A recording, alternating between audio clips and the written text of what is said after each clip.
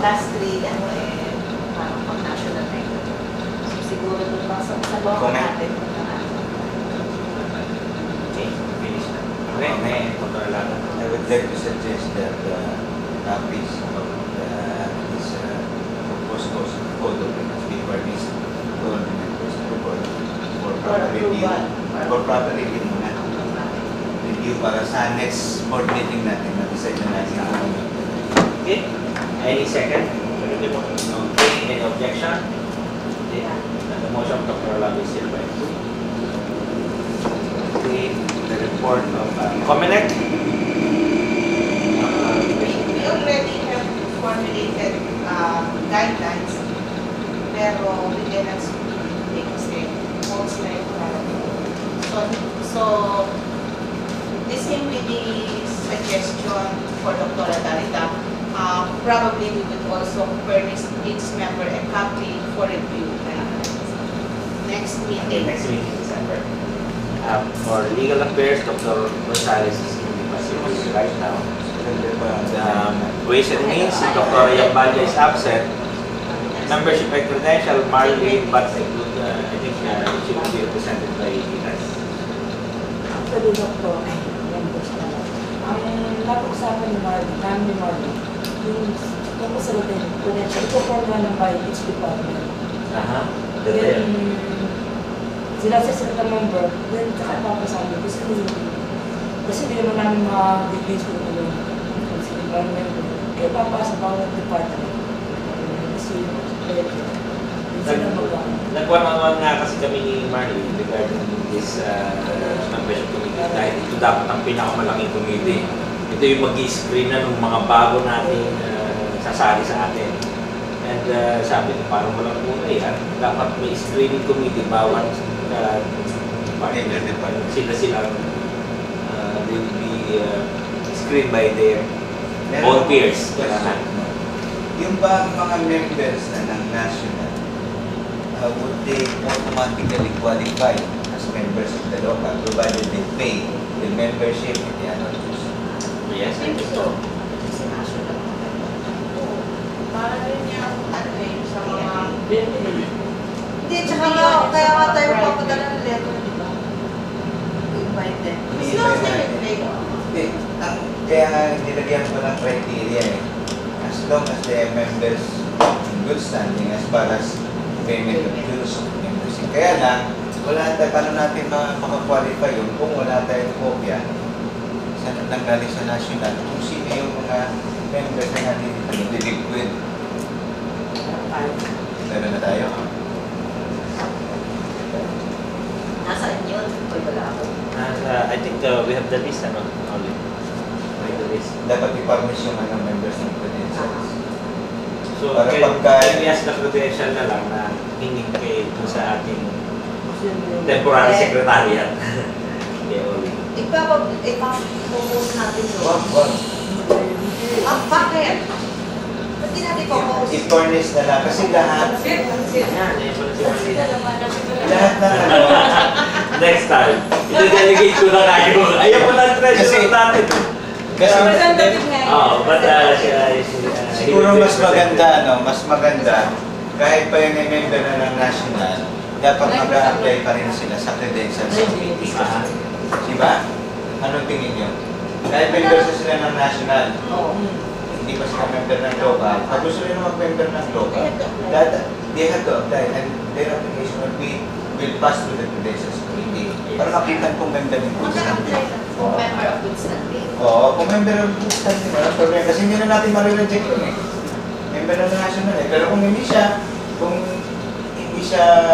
settle ng obligation niya sa national, they have the right. They have the right to reject. Kung paano, kung may nag-apply ng new member, I think, Committee on Membership,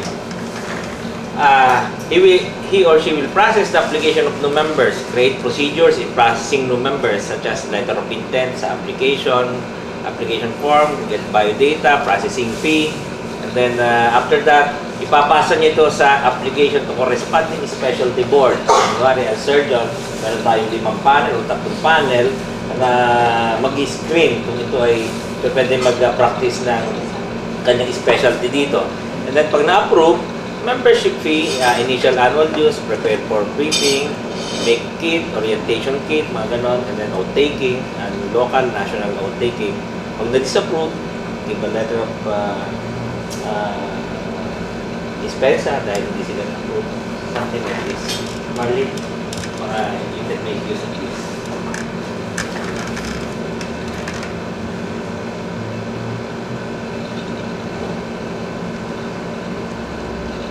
Sa new members ito, Doktor, Sa new members, I have opinion ng dati ng member. Dapat they have to be good standing. Yan, as defined by the Oo, sa national. national. Kasi sa national definition lang ng member in good standing. So long as, hindi. Wait, gano'n. Pag kasi member in good standing ka na, member ka na eh. Member in good standing, para ma-maintain mo yung status yan, you have to pay yan ng Diyos. For this three. Yes. Yan ba, definition na ito sa ano? Yan ang sinusunod. Sa PMA, ganun. Ay, Angie. Kaya dapat nga imano natin eh.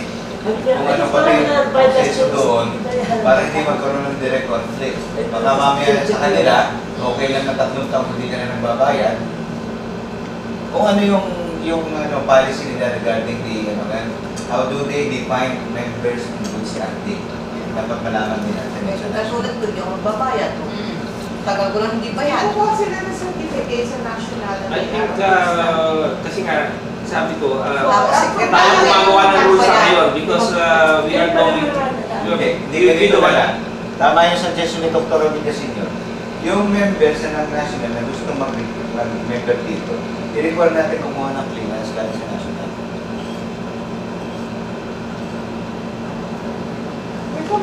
Sir, ibig sabihin, tayo boss, di tayo 25 tayo na.